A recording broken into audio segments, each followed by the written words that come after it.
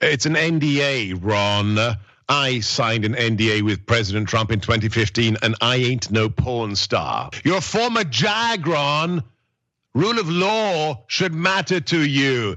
And the interview with Piers Morgan was a bloody embarrassment. And now he shows us how big his ego is with you and says, oh, VP, no, I'm an executive. Oh no, Sebastian Gorka is not very happy with Ron DeSantis. And and apparently he's also not a porn star, Ron. Come on, can somebody make that? Like, do they do ringtones anymore? I ain't no porn star. Hello? Well, I mean, luckily, I think for everyone else, Sebastian is not a porn star. Thank God. Something that Ron DeSantis said definitely has this guy pissed off. Let's see what Ron said. Would you be willing to serve as vice president with Donald Trump? I think I'm probably, more of an executive guy. I mean, I think that you want to be able to do things. That's part of the reason I got into this job, is because we have action. We're able to make things happen, and I think that's probably what I'm best suited for. Executive Guy is the spinoff from Seth MacFarlane's from Family Guy, and it's the next best thing on Fox. So this is what happened on. If you haven't noticed yet, that's the same program hosting Ron DeSantis to talk about whether or not he's not going to be former President Trump's vice presidential candidate here. And it was almost like he set him up here, because after DeSantis said that is when he brought Gorka on, and let's get a little bit more of Gorka's anger at that answer. Let's just say the governor of Florida has not showered himself in glory in the last 4 days. Let's remind everybody that President Trump is a resident of the state of Florida that he is governor of. He says nothing for 48 hours about the impending arrest of the 45th and potentially 47th president of the United States. And then in a press conference on Monday on another topic, he's asked, and he does this snarky thing twice. He has to talk about hush money for porn stars twice and get giggles from the peanut gallery. It's an NDA, Ron.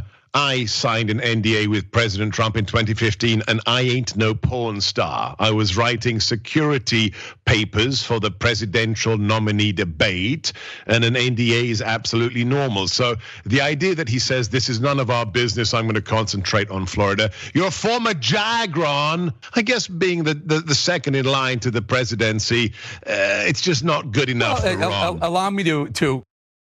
Well, Bolling was trying to allow himself to come and maybe have a different approach here. He talked to the other guests who also was big on Trump. There's a lot more, because I do want to point out some of the nudging that is coming back from Ron DeSantis, because yes, he's been getting these little jabs and right hooks here and there from Trump and maybe some of his supporters. And this is what's been getting them so upset as this week has flowed on. Ron DeSantis had a few things to say in response, and Gorka was one of those folks who would hit them just the wrong way. Here's what DeSantis has been up to. I don't know what goes into paying hush money to a porn star to secure silence over some type of alleged affair. I can't speak to that. I've got to spend my time on issues that actually matter to people. I can't spend my time worrying about things of that nature. So we're not going to be involved in it anyway. Ron DeSanctimonious or Meatball Ron? Well, I can't. I think even he went off Meatball Ron. I can't. I don't know how to spell DeSanctimonious. I don't really know what it means, but I kind of like it's long. It's got a lot of vowels. I mean, so we go with that. That's fine. You can call me whatever you want. I mean, just as long as you also call me a winner. Ooh. Oh damn! Exactly. That's what I wanted to hear. What's your thoughts here, Francesca? Well, first of all, can we just relish in that first clip where it's like, what about his running mate? And it's just like that moment where you're in a job interview and you're clearly unqualified, and someone is like, well, would you like to be like a junior producer or like an associate? And they're like, no, but if you look at my resume, I'm actually, I have training, and you just like crumble. And he's like, I'm more of an executive guy. Is very funny. He did not expect that question. He should have said, like, what about Trump being my running mate? Ooh, that would be good. Yeah. Jayar, DeSantis is going to be begging to be a running mate. That's all. Really? I think so. I think like so. predictions. We don't get enough predictions on this show. I feel like we're not bold enough.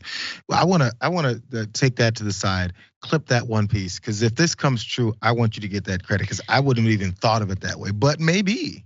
Why? I think he's begging. I think he's still trying to walk a line. Even the way that he just responded to the clear insult that Trump has been like, hurling at him for so long. He's just like, oh, it's kind of cute. I like it. It's got a lot of consonants. Anyway, as long as you call me when I lose this primary, and then I come at your feet and just, yes, sir, I will shine your shoes. Like straight up, that's what's gonna happen. He's getting gassed up, that's for sure. So I wonder how much of it he's actually taking in. Because look, on the back end of it, this is the first line of what I feel will be the approach that the DeSantis camp is pushing for us to be like, I win and you lose.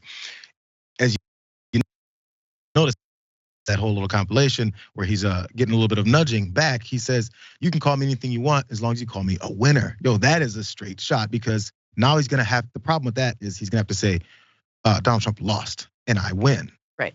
How are you gonna do that if the entire party is circling around the fact that the 2020 election was stolen? It's kind of hard to put those two pieces together. And it's just not gonna end well. Because again, like I said, and I wanna run these two guys again, because this happened during the week. Steve Bannon and also Mike Lindell jumped onto the pushback on Ron DeSantis' train as well. He's got to deal with it from all fronts. Remember this? Governor DeSantis, you're better than this. That was a weasel approach. And don't give me don't throw in the thing about the porn star. I don't need to hear it from you, okay? Don't need to hear it, okay? DeSantis is the Trojan horse we thought he was. I just want to put that out there, how disgusting he is. Remember, everybody, he met with Dominion lawyers on figuring out a way to make it easier to sue people for defamation, like MyPillow and Mike Lindell. And that's the problem. It's about himself. Well, in that particular case, it's Mike Lindell. And Ron DeSantis isn't doing enough to protect me. And again, also what Gorka said was, DeSantis is the governor of this state where Trump lives. What does that suggest? Suggest that Ron DeSantis is supposed to somehow block any kind of legal path for people coming for someone they've been investigating. How does that work? That's what they expect? I mean, and this is the thing. I mean, look, he's hedging. DeSantis is hedging his bets because Trump and all of those dudes, Gorka, My Pillow guy, and Steve, whatever, like liver spot Bannon, these guys are the least nutty of the nuts. Like they're so fringe. They're so insanely fringe. And DeSantis is hedging a bet, which is like, look, I can thread this needle. I'm gonna stake out. We take our racism, our homophobia, we take our tax breaks for corporations with us, we take our anti-woke BS, and we're gonna blaze a new trail. That's what he's doing, and so I respect DeSantis. I respect him for trying. That's it. That's the only way I respect him. And it's all gonna crumble. I do not think it's gonna work. I don't think I can even respect that part, because the way he's trying is, as we already pointed out, is passing these things, hateful legislation coming after folks.